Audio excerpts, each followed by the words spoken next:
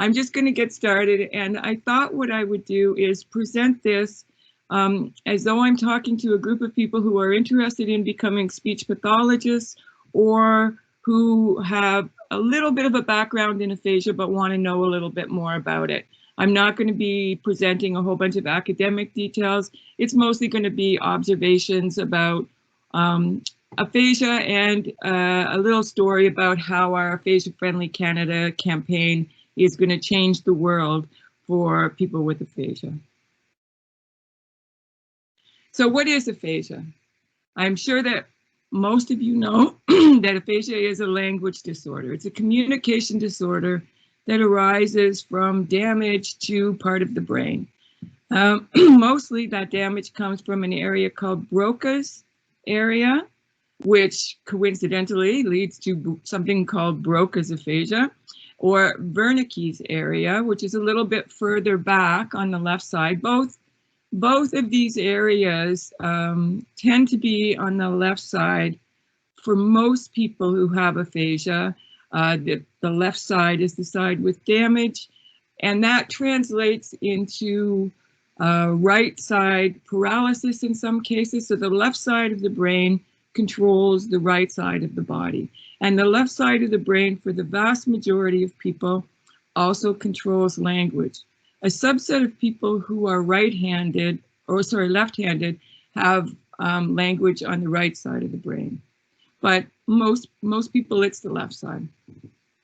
So these two areas are the areas that are thought to be the primary language areas, and damage to either one of these areas will lead to aphasia. And I'm sure that most of you have learned that Broca's area leads to problems. If you have damage in Broca's area, that leads to problems producing language. Whereas in Wernicke's area, that's more related to problems receiving language or understanding language. So that's the first thing that you learn as a student about aphasia, that there's a couple of different kinds and they're associated with these different areas of the brain. The truth is that this association is not as clear-cut as most textbooks say, and that you can have damage to the area known as Broca's area without having Broca's aphasia. And similarly, you can have damage to Wernicke's area without having what's known as Wernicke's aphasia. That's one thing. Another thing that you typically learn is that the bigger the damage, the bigger the area of damage, the more impaired someone will be. That's sometimes the case, but it's not always the case. And you can have people who have damage to just a small part of the brain, and that can lead to what's known as global aphasia. So aphasia is, at the most general level, a language problem. People with aphasia have problems either producing or understanding language, and in some cases they have problems with both the production and the comprehension of language.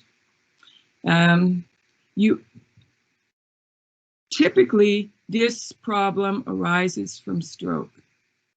So most of the people that you will meet with aphasia have had a stroke, or sometimes brain tumors will lead to aphasia. But there are other causes of language disorders that include dementia, Parkinson's disease, multiple sclerosis. There's a whole bunch of different kinds of dementias that can lead to some kind of word finding problem. And it ends up that if you think of all of the people with some kind of communication disorder, in Canada, there's between 165 and 384,000 people that are currently living with some form of aphasia. And those are like brain damage related aphasia. When you include things like autism, Parkinson's, or dementias where the primary initial symptom is a language disorder, these numbers become a lot higher. So aphasia is very, very common. It's a lot more common than multiple sclerosis, but people don't know what aphasia is, and that's something that Julie is going to be talking about when she takes over from me. alarmingly, so there's already a lot of people in Canada with aphasia.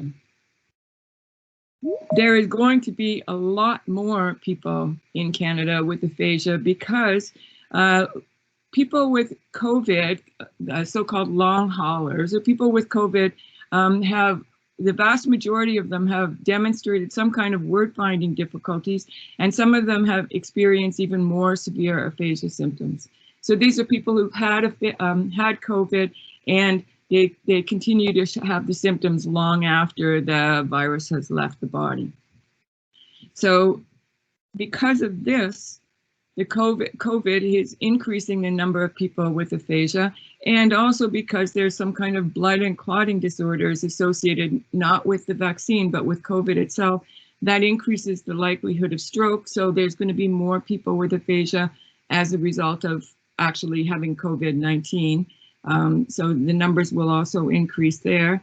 And as we all know, the population of people in Canada is getting older, and as you get older, the chances of stroke increase.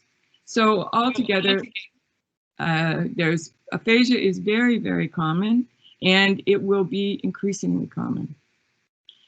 The range of aphasia varies from people who have the odd word finding difficulty to people who can't talk at all.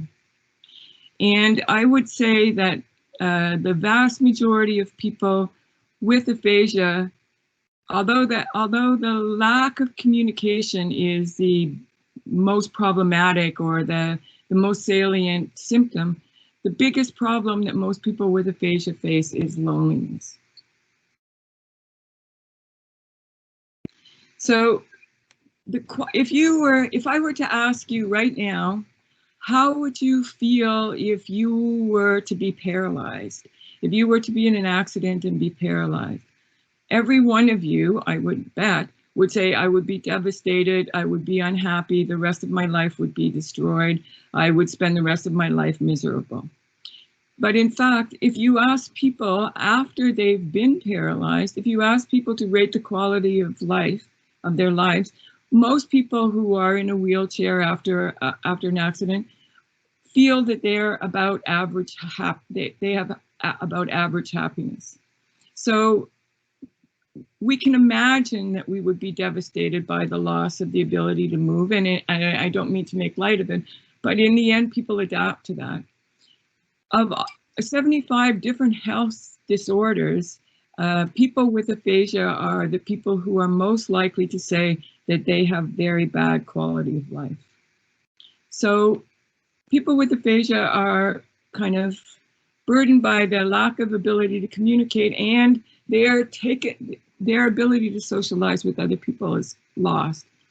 Most of them have lost their employment, they've lost their autonomy, they've lost their friends, so the circle of people who they communicate with has shrunk substantially. And a lot of times they've had to give up their hobbies because maybe they have paralysis or the hobbies involve some kind of communication. So the quality of life for people with aphasia is not good. People with aphasia tend to be depressed. And for people with severe aphasia, this depression is hard to address because they can't it's not easy for them to go to see a clinician for any kind of therapy, because there aren't very many clinicians that are trained to work with people who can't, easily communicate. This is a big problem in the psychology field, and I think that eventually people will address it, but right now there's no training specifically for people to give clinical help to somebody with aphasia. So how do we address these problems? If you're a speech pathologist or somebody that's interested in helping people with aphasia, you can think about a couple of different ways that you can help. So the treatment can involve either the person or the environment. So if you think of the medical model of disorders, the idea is that you fix the person. You fix the person to address the problem. So a good example of how this doesn't always work is there's Alexander Graham Bell spent his entire life trying to help deaf people talk. And I mean, he's famous for the telephone, but his big contributions were around trying to get deaf people to talk. And there's a lot of people in the deaf community that would say that that caused more harm than good, and that maybe treating the person wasn't the right way to go there. But let's say you do want to treat the person. You've got somebody with aphasia that comes in to see you as a speech pathologist. How do you address the problems that this person is facing? You can address the deficit, and this is when you think about any kind of therapy, this is generally what people think of. So somebody with aphasia who has problems speaking, so producing language, you would go to that person and you would say, okay, let's rehearse, let's go over the sounds that letters make. Let's pull these sounds together to create words. So you start with a kind of a phonological approach. Now, for some people that works. If the aphasia is not really severe, there's a possibility that addressing the deficit and working towards fixing it is the answer. And a lot of people with aphasia end up being, you know, fine. People with aphasia sometimes recover, and they can recover with help addressing the deficit. For a lot of the people that I've seen, addressing the deficit is not the solution. They have lost the ability to produce words, and that ability is essentially gone forever. So the idea of addressing the problem by treating the deficit won't work for these people. And instead, it's important to think about how you can emphasize the strengths or the capacity to communicate that people still have. So I can tell you from personal experience that this is not, if your loved one had a stroke and became aphasic, this is not the kind of information that people get. This is not the kind of information that family members get.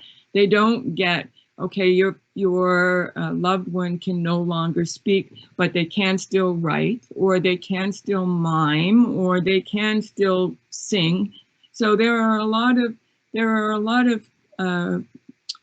processes that remain intact in some people with aphasia. And if the loved one of someone with aphasia were to come to you as a speech pathologist, you would give them a lot of support just by saying, here's what your loved one can do, and let's work with that.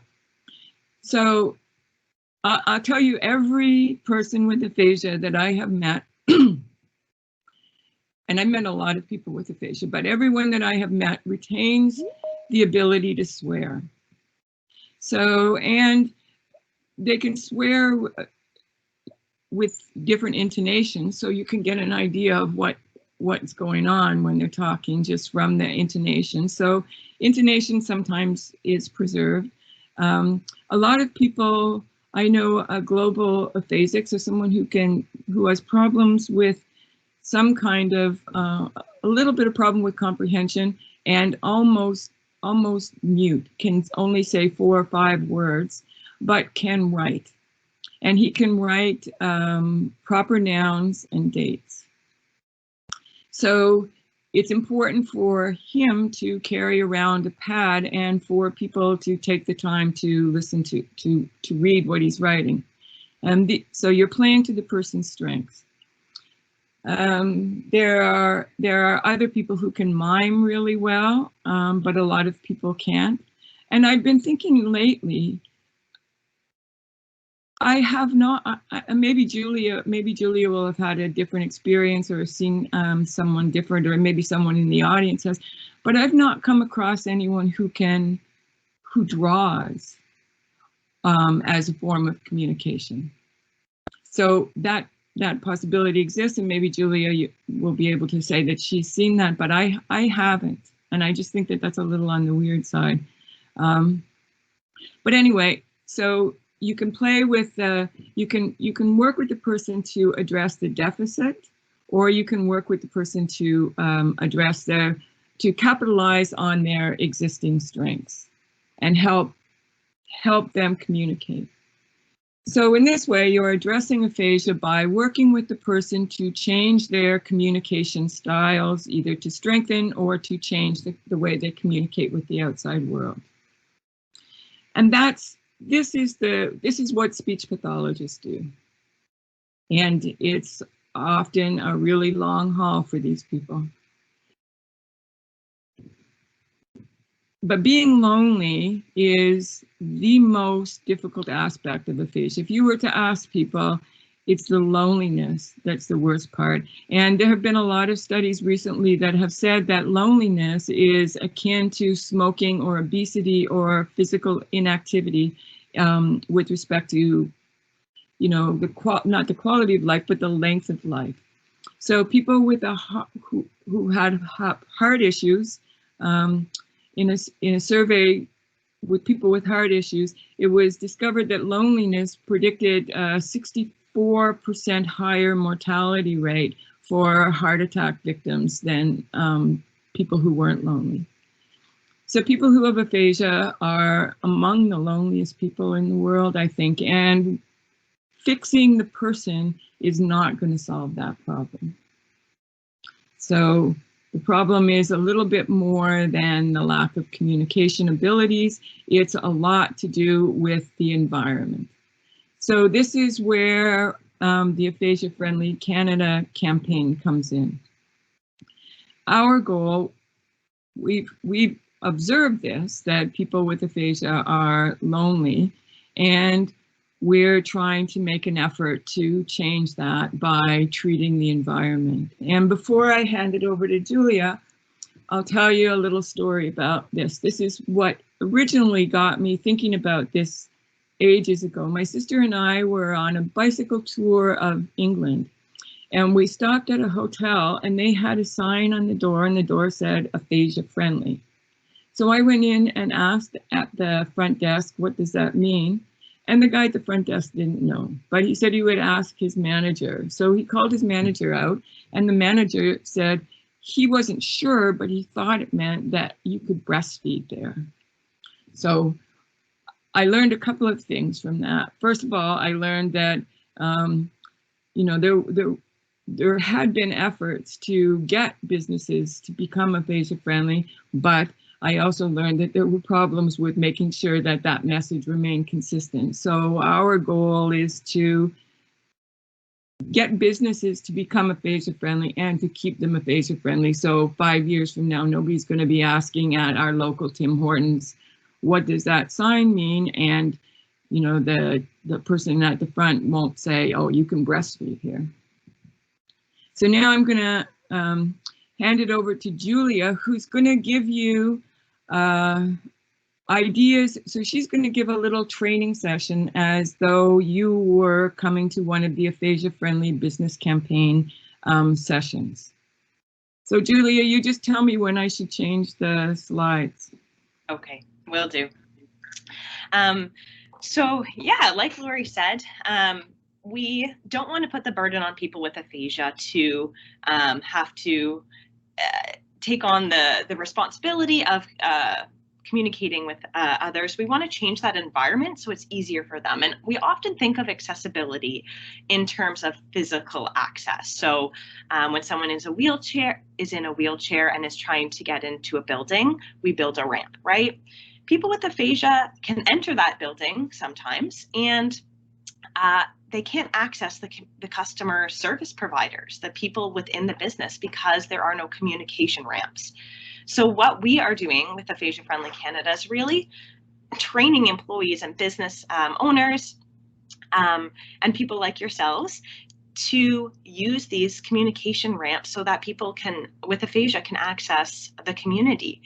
And so I'm going to talk about some supportive communication strategies. And so We can kind of group these strategies into 3 different categories. And the first one is good questioning. And I'm going to go into more details with these, but I'll give a brief overview. And so when we're asking and interacting with someone with aphasia, we really want to actively consider the words that we're choosing and how we're phrasing the questions that we're asking in this conversation. So we want to be specific, we want to enunciate, and we want to be flexible and be able to reframe questions if the comprehension isn't necessarily connecting. So the second the kind of overview of the strategies is the second one is providing alternative ways to answer, okay? And so there are so many different ways to communicate that don't involve verbal communication. So like Lori was mentioning, there's miming, there's singing, there's swearing, and I also haven't seen anyone who can draw what they're trying to communicate, but the Aphasia Institute does recommend trying it out, so people may have that ability.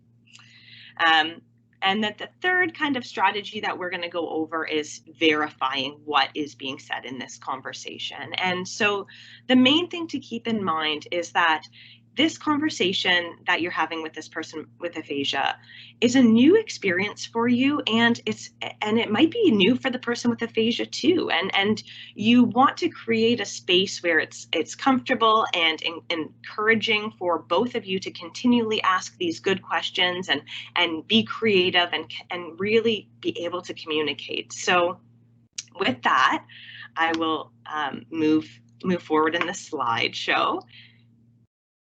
And we'll go into more depth here about good questioning. And so, like I mentioned, we really want to consider our words. We actively want to think about the questions we're asking. And so there are 2 different types of questions. The first are open-ended. So these are general, vague questions that we typically ask. So how can I help you? What would you like? So there's a lot of different ways to respond to these. And if you're noticing that the person that you're asking these open-ended questions to is having difficulty answering these questions, consider reframing your questions to closed-ended questions. And so these are the easiest types of questions to answer because they're specific and they're directed questions that can be answered with a yes or no answer. So reframing that, how can I help you, to a closed-ended question would be something like, would you like some help? Would you like to place an order? So it's a closed-ended question that can be answered with a yes or no, and or they could indicate that you're on the wrong track entirely, but it really gets that communication started, and that conversation is that bridge is built by creating a space for them to answer. And you might need to ask several questions in a row. Take your time, get one answer before you move on to the next question. And make sure that you're allowing time for the person with aphasia to answer. So after you ask the question, they might need a second or 2 to process the question, think of a response, and then provide you a response. So a saying is, once you've waited 10 seconds, wait 10 seconds more, and then proceed with the question. So making sure that there's a lot of time to answer these questions. So we'll move forward on the slideshow. And that brings us to alternative ways, providing alternative methods to communicate rather than just verbal communication. So there's pictures, there's gesturing and miming, pointing, trying to draw your word or message, of course, just really being creative with your communication. Some people, like Lori mentioned, are able to sing their message. Give them that space. Say, you might be able to sing your answer. I'm open and willing to hear that. And so you might have visual aids with you, and if you don't, you can always be creative. Most of us have phones on us. You can pull up pictures of things, just really kind of using your resources that are around you to create alternative ways. And You might have to cover choices. So we provide some tools once we've completed a training, or they're actually available for download if you're interested. And sometimes you might actually have to cover some options up. So let's say you're asking for somebody's phone number and you have this alphabet card with phone numbers on it. You might want to cover up the alphabet letters so that just the numbers are displayed. And so just to reiterate, we just really want you to be creative, open-minded, and using your resources to facilitate these conversations. And one last note on that is combining technique, so like gesturing and showing a visual aid. It actually just increases the comprehension. So try and use as many different alternative methods as you can, in your conversation. So with that, I'll get you to switch the slide. Okay, perfect. So here we are. Another way of alternative communication is writing, providing the person with aphasia a piece of paper to write with. So Lori mentioned someone that loved writing and was still able to write even though their expressive communication was limited. And so keeping that in the back of your mind, you want to encourage writing, so offering a piece of paper. And why we suggest a blank piece of paper is because of that, like Lori was mentioning, that paralysis that sometimes occurs with stroke. It often occurs in the right side of the body, and most people write with their right hand. So their writing is limited, and we don't want lined paper to constrain how they have to write. So blank paper just creates an open space for them to not have lined paper and those constraints of the line. When you are writing to try and communicate a message, we want to use large block letters just for clarity in communicating. And while you're writing, you want a keyword. So a lot of times we use excess words in our sentences. And so an example might be like, where is the car? To keyword that, you could just write car with a question mark. So we really just want to be as concise and clear as we can in our questioning, so that there's less kind of information to process, and our points are just as clear and concise as they can be. When we're typing, or if you are creating a document for someone that has aphasia, the Arial font is actually the most accessible. And so there's a lot of literature on that. So straying away from our traditional Times New Roman, if you're trying to make something more aphasia friendly, it's actually Arial font that we would recommend using. And so moving forward with different ways of communicating. Everything is virtual because of the pandemic, and so a lot of our communication has been moved to phones and these Zoom platforms and team platforms. So while communicating on the phone with someone with aphasia or any kind of communication barrier, it is definitely more challenging because we don't have the availability of using our reading body language, using gestures, all those kind of alternative strategies. But you can use some strategies still while you are communicating with someone on the phone. You can still use those close-ended questions that can be answered with a yes or no answer. And you can still certainly use those keywording. So just saying the most important points to your question.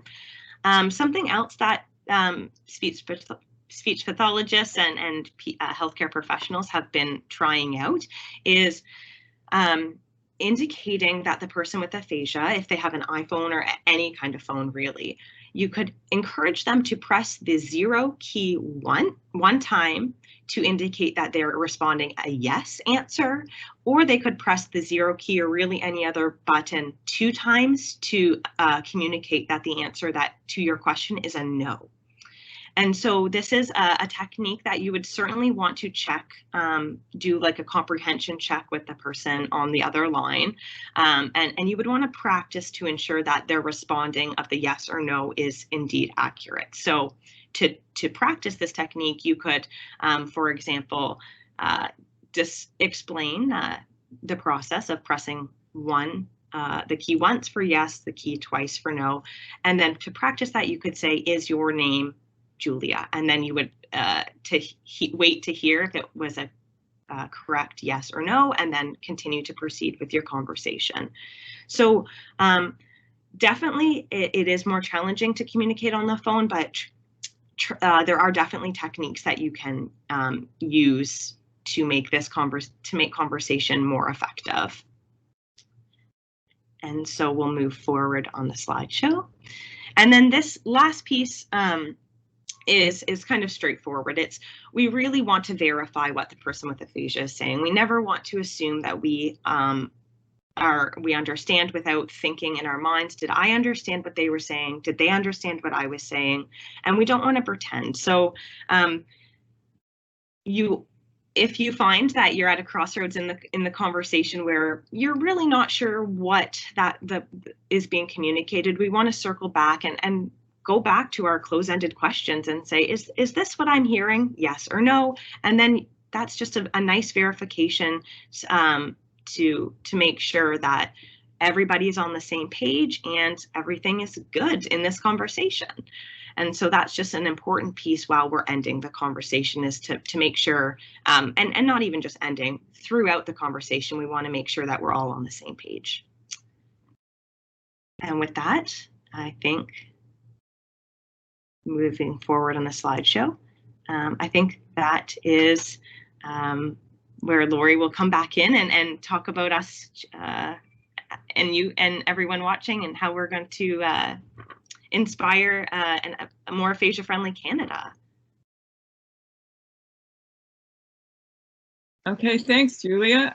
So I'll say now that you just had an abbreviated version of what Julia would do if she were to go into a company, let's say Tim Hortons. If she's met with people from a bunch of different Tim Hortons, and she's given this kind of a lesson to them. That lesson also includes something like a bit of a workshop where she says to people,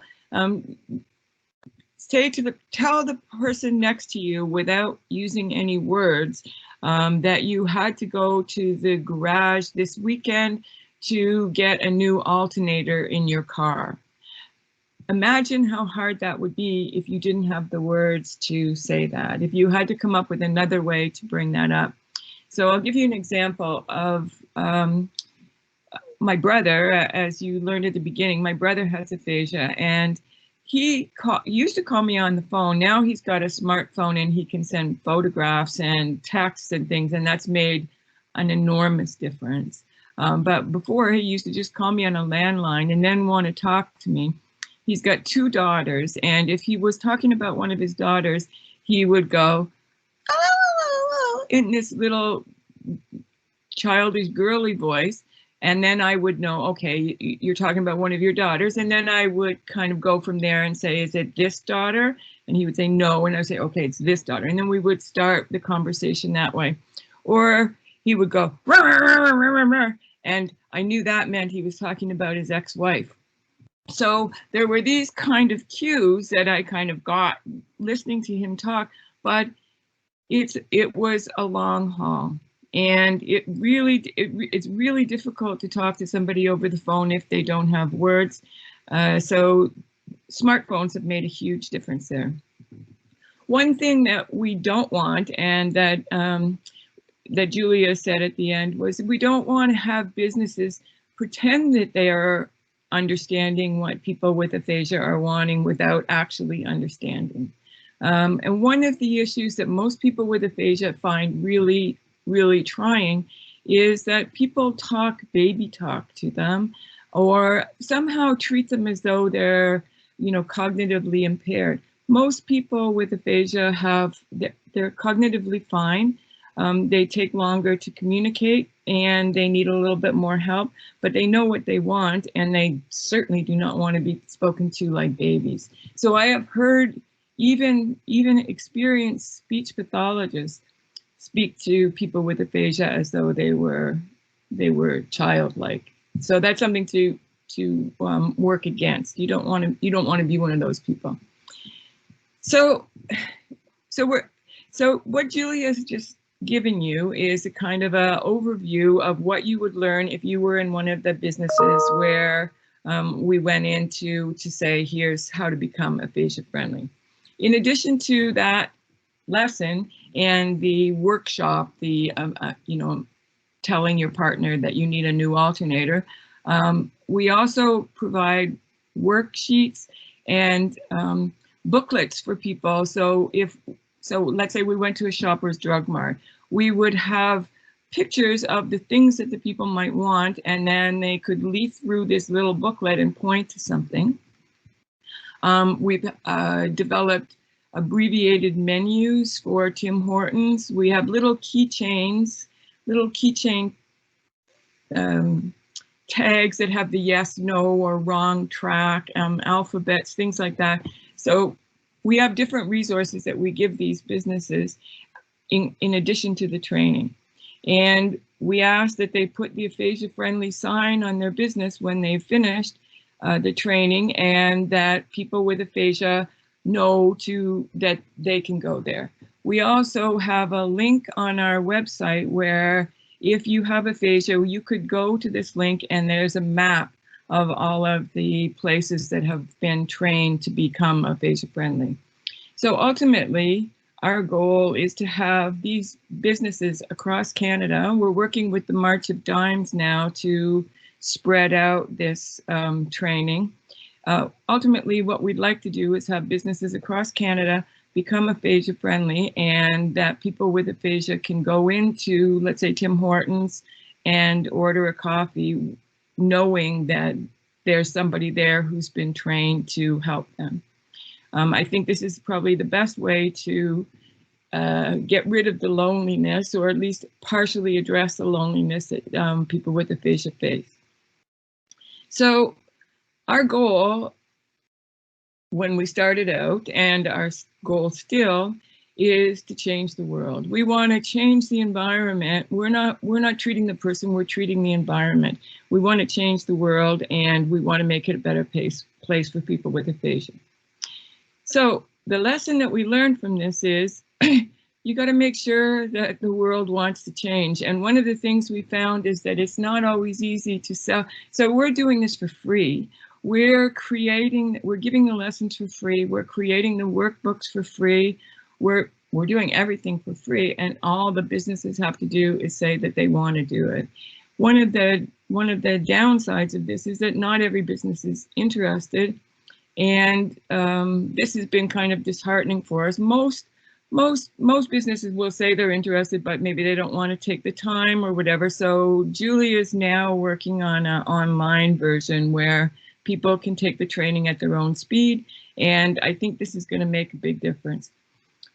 But one thing that we have in our favor to make sure that the world does want to change is that the AODA is now making it mandatory that these non-visible disabilities are addressed in the same way that, let's say, you have to have a wheelchair ramp if you have, people coming into your shop.